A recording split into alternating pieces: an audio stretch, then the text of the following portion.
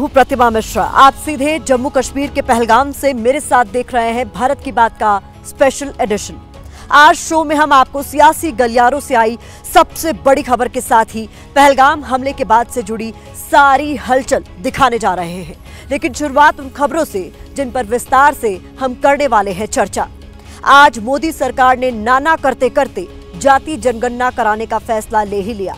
इस फैसले की टाइमिंग काफी अहम है। ये फैसला अभी क्यों लिया गया, इसका विश्लेषण हम आपके लिए करने वाले हैं। इसके अलावा क्या सरकार ने सहयोगी दलों के दबाव में आकर जाति जनगणना पर कदम आगे बढ़ाया है? बिहार चुनाव से फैसले का कनेक्शन क्या है, हम आपको बताने जा रहे हैं। तीसरी खबर में आज पहलगाम टेरर अटैक की पूरी टाइमलाइन आपके लिए हम डिकोड करेंगे। आतंकी कहां से आए, कब पहली गोली चली, ये पूरी जानकारी हमारी एक्सक्लूसिव रिपोर्ट में आपके लिए होगी। सबसे पहले बात केंद्र सरकार के जाति जनगणना वाले सियासी दाव की करेंगे। आज पूरा देश शाम 4 बजे का बेसब्री से इंतजार कर रहा था, इस उम्मीद में कि सरकार पहलगाम अटैक को लेकर बदले से जुड़े किसी बड़े फैसले की जानकारी देगी। आपको बता दें, क्योंकि पहलगाम हमले के बाद आज पहली कैबिनेट बैठक हुई थी। सीसीएस, सीसीईए और सीसीपीए यानी cabinet committee on political affairs की भी आज मीटिंग हुई। बैठक के फैसलों पर शाम 4 बजे प्रेस ब्रीफिंग होनी थी। शाम 4 बजे केंद्रीय मंत्री अश्विनी वैष्णव जैसे ही मीडिया से बातचीत के लिए सामने आए तो सभी टीवी चैनलों पर छा गए। लेकिन अश्विनी वैष्णव ने उस वक्त पूरे देश को चौंका दिया जब उन्होंने जाति जनगणना का नाम लिया। जाति जनगणना वो मुद्दा है जिसको लेकर बीजेपी अब तक कोई भी कदम उठाने से बचती रही है। लेकिन आज सरकार ने साफ कर दिया कि केंद्र सरकार जाति जनगणना कराएगी। मूल जनगणना के साथ जाति जनगणना कराई जाएगी। Cabinet committee on political affairs यानी सीसीपीए की बैठक में ये बड़ा फैसला लिया गया। पहले सुनिए कि केंद्रीय मंत्री अश्विनी वैष्णव ने जाति जनगणना को लेकर क्या कुछ कहा। इसके बाद आपको बताएंगे कि सरकार ने इस वक्त जाति जनगणना कराने का सियासी प्रयोग क्यों किया है।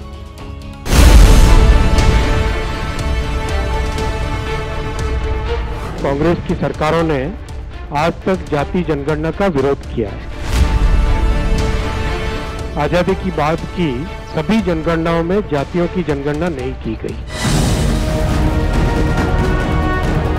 कांग्रेस और इंडी गठबंधन के दलों ने जाति जनगणना के विषय को केवल अपने राजनीतिक लाभ के लिए उपयोग किया।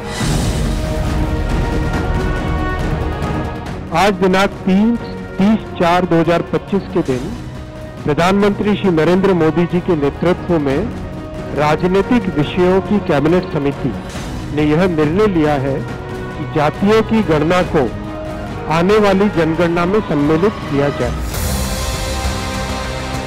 यह इस बात को दर्शाता है कि वर्तमान सरकार देश और समाज के सर्वांगीण हितों और मूल्यों के लिए प्रतिबद्ध है। पहले भी जब समाज के गरीब वर्गों को 10% आरक्षण का प्रावधान किया गया, तब भी समाज के किसी घटक में तनाव उत्पन्न नहीं हुआ था।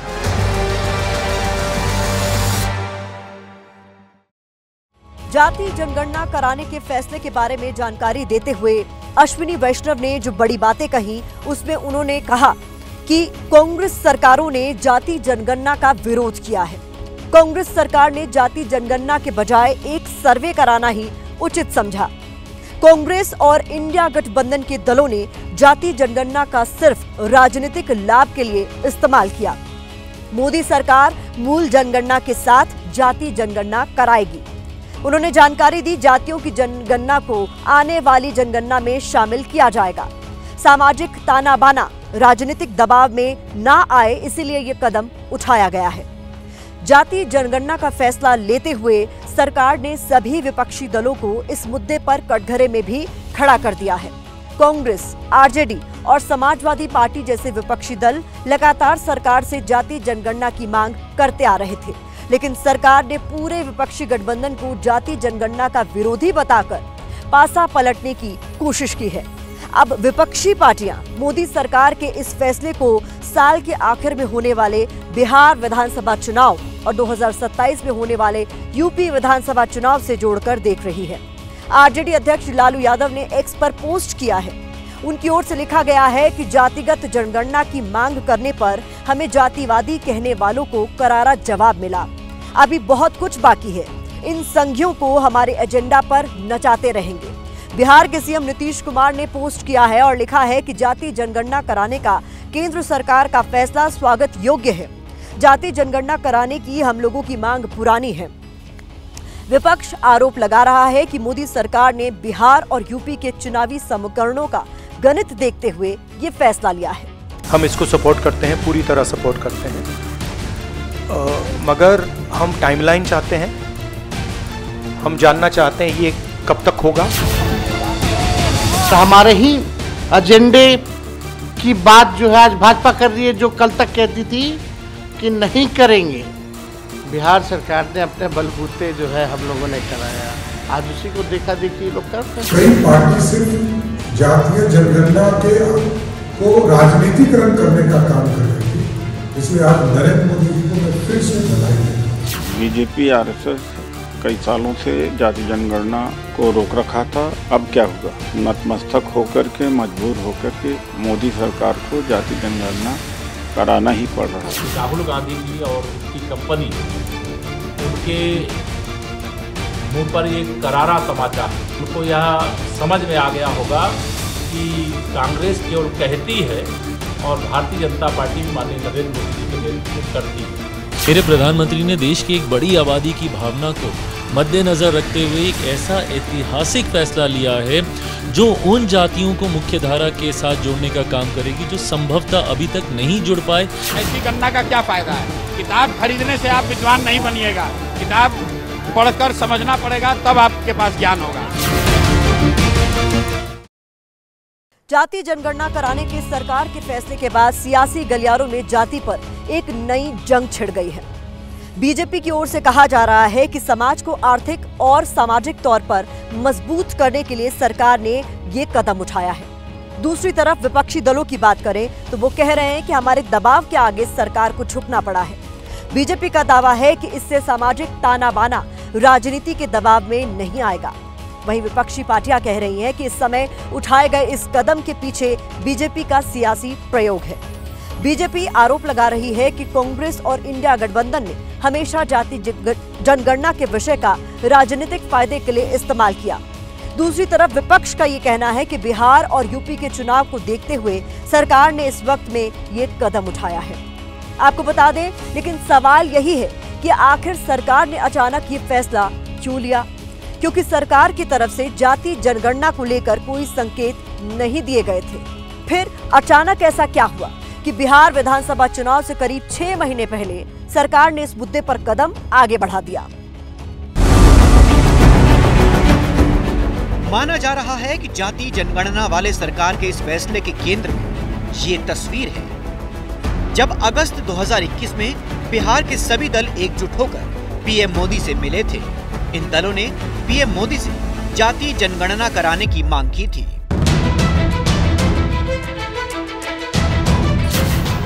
यानी जाति जनगणना वो मुद्दा है जिस पर एक दूसरे के सियासी विरोधी नीतीश कुमार और तेजस्वी यादव भी साथ साथ आए थे। बिहार के राजनीतिक दल जाति जनगणना के पक्ष में रहे हैं। हालांकि राज्य में जाति सर्वे हो चुका है, लेकिन आरजेडी की तरफ से जाति जनगणना की मांग लगातार की जाती रही है। इसीलिए जैसे ही ये फैसला आया, तेजस्वी यादव ने इसे अपनी जीत करार दिया। पूरे बिहार के सभी दल के लोगों को लेकर के प्रधानमंत्री जी से मिलने गए थे, तब प्रधानमंत्री जी ने मना कर दिया था। ये हम लोगों की 30 वर्ष पुरानी मांग रही है और ये हमारे पुरखों की जीत है, समाजवादियों की जीत है, लालू जी की जीत है। जेडीयू भी जाति जनगणना के पक्ष में रही है। हालांकि बीजेपी के नेता हमेशा से इस मुद्दे पर खुलकर बोलने से बचते रहे हैं।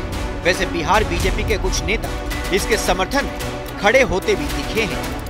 बिहार और पूरा देश आज नरेंद्र मोदी जी को याद कर रहा है, जिन्होंने जातीय जनगणना के साथ जोड़ने का काम किया है। जाति जनगणना के फैसले पर क्रेडिट लेने की जंग छिड़ गई है।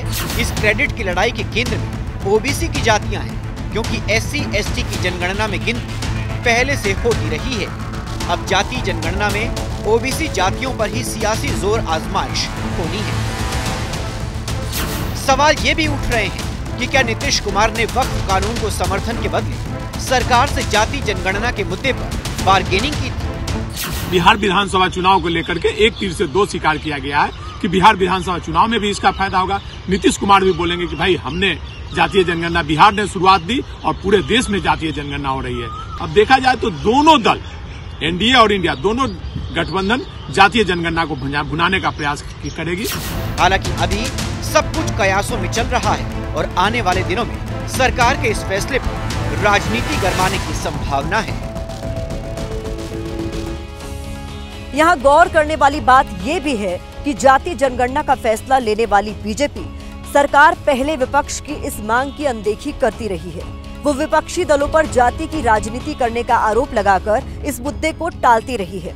हालांकि जब बीजेपी खुद विपक्ष में थी तब इसके नेता जाति जनगणना की मांग करते थे, लेकिन सरकार में आने के बाद बीजेपी ने इस पर आगे बढ़ने में दिलचस्पी नहीं दिखाई थी।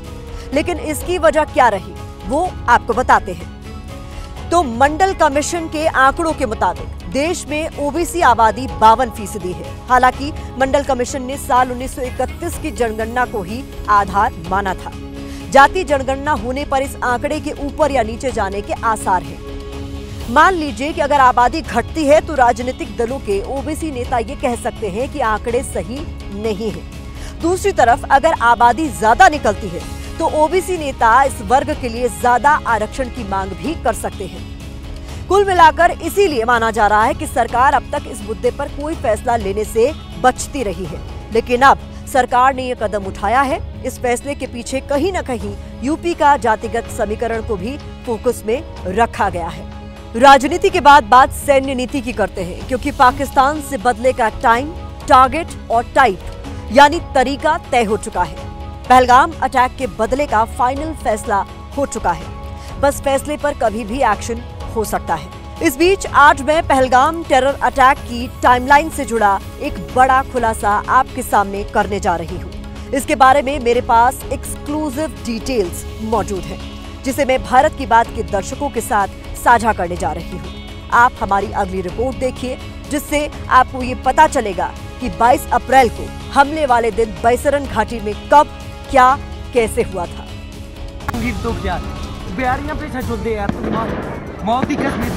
400 लोग उस दिन, जिस दिन हमला हुआ है, बैसरन घाटी में मौजूद थे।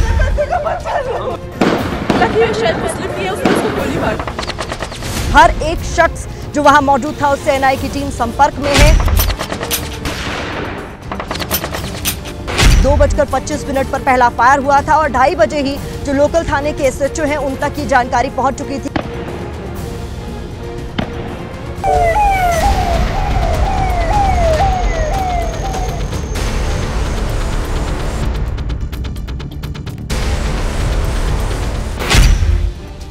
एबीपी न्यूज संवाददाता प्रतिमा मिश्रा ने बुधवार को पहलगाम टेरर अटैक से जुड़ा बड़ा खुलासा देश के सामने किया। बैसरन घाटी में हमले वाले दिन कितने सैलानी जमा थे, कितने बजे पहली गोली चली, कितने बजे पुलिस को अटैक की सूचना मिली, कितने बजे सेना के जवान घटनास्थल पर पहुंचे। सूत्रों से मिली जानकारी के मुताबिक प्रतिमा मिश्रा ने ये सारी एक्सक्लूसिव जानकारी देश के सामने रखी। मेरे ठीक पीछे मौजूद है वही बैसरन घाटी जहां पर एनआईए की टीम एक बार फिर पहुंची थी। यही वो घटना घटी थी। यहां मेटल डिटेक्टर और 3D मैपिंग तकनीक के जरिए पूरी घाटी की सघन तलाशी ली गई। सूत्रों के मुताबिक जांच के दौरान पता चला है कि हमले वाले दिन 400 लोग यहां जमा थे और ये सभी लोग अब एनआईए के संपर्क में हैं। जांच सही दिशा में आगे बढ़ रही है। एनआईए की टीम बैसरन घाटी में पहले ही सीन रिक्रिएट कर चुकी है। इस बीच सूत्रों से पहलगाम हमले की टाइमलाइन को लेकर भी बड़ी जानकारी सामने आई है। इसके मुताबिक 22 अप्रैल को करीब 2:25 पर पहली गोली चली। पहली गोली चलने के 5 मिनट बाद यानी 2:30 पर स्थानीय थाने के एसएचओ को कॉल की गई। एसएचओ ने 3 राष्ट्रीय राइफल्स कंपनी के कमांडेंट को इसके बारे में बताया। एसएचओ ने जब पहली बार 3 राष्ट्रीय राइफल्स के कमांडेंट को इसकी जानकारी दी तो उनकी तरफ से यह बताया गया कि हो सकता है, ये मुमकिन है कि वहां हमारी फायरिंग प्रैक्टिस चल रही हो, क्योंकि अक्सर जंगल वाले इलाकों और दुर्गम पहाड़ी इलाकों में सेना की ओर से फायरिंग ड्रिल की जाती है। इसके अलावा जंगली जानवरों को भगाने के लिए भी शॉट्स फायर किए जाते हैं। इसके बाद सेना के जवानों को बैसरन घाटी तक पहुंचने में 1 घंटे से ज्यादा का वक्त लगा, क्योंकि वहां वाहन को नहीं ले जाया जा सकता है। हमले की जांच में जुटी एनआईए की टीम ने बैसरन घाटी की 3D मैपिंग भी की है। अब तक दर्ज किए गए चश्मदीदों के बयान के आधार पर 3D मैपिंग की गई है, जिससे आतंकियों की एंट्री और एग्जिट पॉइंट की पुख्ता जानकारी मिल पाएगी। 3D मैपिंग आतंकियों का सुराग लगाने में कितनी कारगर हो सकती है, एक्सपर्ट से जानते हैं। 3D मैपिंग से आपको ग्राउंड की रियल स्थिति पता लगती है, किस तरीके से जमीन की बनावट है, और वो आपको पेट्रोलिंग करने में या ऑपरेशन प्लान करने में मदद देती है। आप आसानी से ग्रेडियंट्स का पता लगा सकते हैं, आप उतराई का चढ़ाई का पता लगा सकते हैं, दुश्मन के छुपे होने वाले ठिकानों का भी पता लगा सकते हैं, अंदाजा लगा सकते हैं कि इन इलाकों में हो सकते हैं। एक तरफ सुरक्षा बल और एनआईए की टीम हमला करने वाले आतंकियों को ट्रैक करने में जुटी है, दूसरी तरफ पहलगाम अटैक में पाकिस्तान की साजिश के अलग अलग किरदार और चेहरे सामने आ रहे हैं, जो आतंक को पालने वाले पाकिस्तान की पूरी दुनिया में पोल खोल रहे हैं। जम्मू कश्मीर पुलिस सूत्रों के मुताबिक जैसे जैसे जांच आगे बढ़ रही है, बड़े बड़े खुलासे हो रहे हैं। सूत्रों की माने तो अब तक आतंकियों का समूह हमले से 1 हफ्ते पहले पहलगाम पहुंचा था, इसकी जानकारी सामने आई है, जिसके बाद आतंकियों ने टारगेट की रेकी की थी। सूत्रों के मुताबिक 4 पाकिस्तानी आतंकी और उनके साथी 15 अप्रैल को पहलगाम पहुंचे और कई जगहों पर जाकर हमले की योजना उनकी ओर से बनाई गई। सबसे पहले पहलगाम की आरू घाटी की रेकी हुई थी, लेकिन आरू घाटी में सुरक्षा बलों के कैंप होने की वजह से हमले की योजना को टाल दिया गया। इसके बाद अम्यूजमेंट पार्क की भी रेकी हुई। यहाँ भीड़ कम होने की वजह से हमले का प्लान टाला गया। सूत्रों के मुताबिक आखिर में बेताब घाटी को चुना गया, जो अमरनाथ यात्रा के रास्ते पर पड़ती है, लेकिन यहाँ भी सुरक्षा बल तैनात थे, जिसके बाद पहलगाम घाटी को टारगेट किया गया। इधर आतंकियों को लेकर खुलासे हो रहे हैं, उधर भारत के बदले को लेकर पाकिस्तान इसलिए डरा हुआ है क्योंकि पाकिस्तानी सेना और उनकी खुफिया एजेंसी आईएसआई ने ही पहलगाम हमले की साजिश को अंजाम दिया है और अब इस अंजाम की सजा देने का सही वक्त आ गया है। पाकिस्तानी सेना कैसे भारत के खिलाफ आतंकी तैयार कर रही है, उसकी गवाही आज खुद पाकिस्तानी सेना प्रमुख आसिम मुनीर के पाले पोसे 4 चेहरे देने वाले हैं। हम आपको बता दें कि इन 4 चेहरों में एक चेहरा आतंकी हाशिम मूसा का है, जिसके बारे में हम आपको पहले ही बता चुके हैं। इसके अलावा नुमान जियाउल्लाह, फारूक सुल्तान और जहीर अहमद अब्बास के बारे में पता चला है। ये चारों जनरल आसिम मुनीर के मोहरे हैं, जो उसके इशारे पर आतंकी बटालियन में शामिल हुए। इसके अलावा पाकिस्तानी सेना के एक टेरर नेटवर्क के बारे में भी बड़ा खुलासा हुआ है, जिसमें फांसी की सजा पाए पाकिस्तानी कैदियों और सेना के एसएसजी कमांडोज को दहशतगर्द बनाया जा रहा है। ये एक्सक्लूसिव रिपोर्ट देखिए।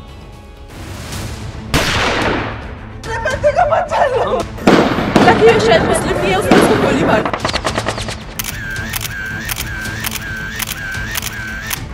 ये सिर्फ कुछ चेहरे और चंद दस्तावेज नहीं हैं, बल्कि आतंकिस्तान की साजिश का पूरा काला चिट्ठा है। भारत की बात में मंगलवार को हमने दिखाया था कि कैसे पहलगाम हमले में शामिल एक आतंकी हाशिम मूसा उर्फ आसिफ फौजी पाकिस्तान सेना के स्पेशल सर्विस ग्रुप यानी एसएसजी का पूर्व कमांडो रहा है। अब खुलासा ये हुआ है कि हाशिम मूसा अकेला एसएसजी कमांडो नहीं है, बल्कि पाकिस्तानी सेना के कमांडो बड़े पैमाने पर भारत के खिलाफ आतंकी हमलों में शामिल रहे हैं। एबीपी न्यूज को मिली एक्सक्लूसिव जानकारी के मुताबिक पाकिस्तानी सेना के एसएसजी कमांडो आतंकी बनकर भारत में घुसपैठ करते हैं। इसके अलावा पाकिस्तान अपने यहाँ फांसी की सजा काट रहे कैदियों को भी आतंकी बनाकर भारत में हमले करने के लिए भेजता है। आखिर पाकिस्तानी सेना का यह आतंक फैलाने वाला कैसा पैटर्न है? क्या एसएसजी का मुखौटा लगाकर पाकिस्तानी आर्मी आतंक फैलाने की बटालियन चला रही है?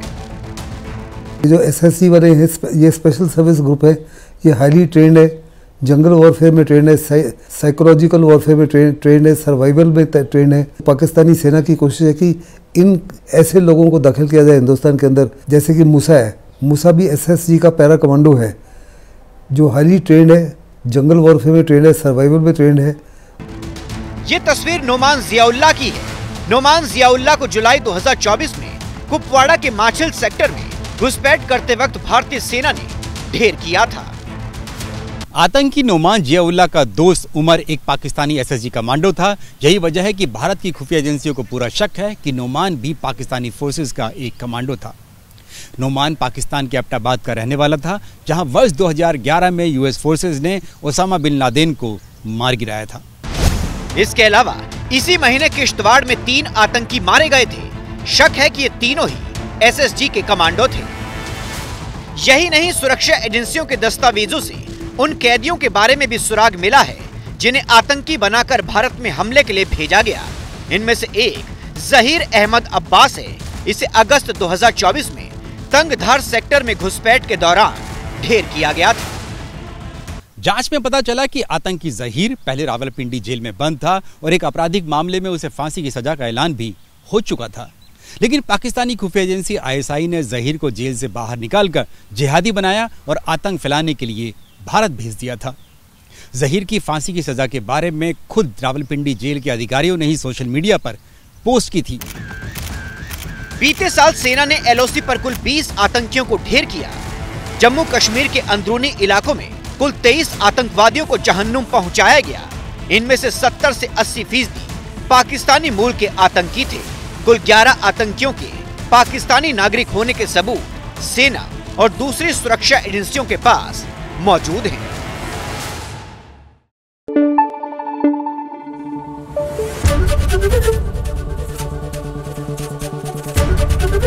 ABP न्यूज आपको रखे आगे।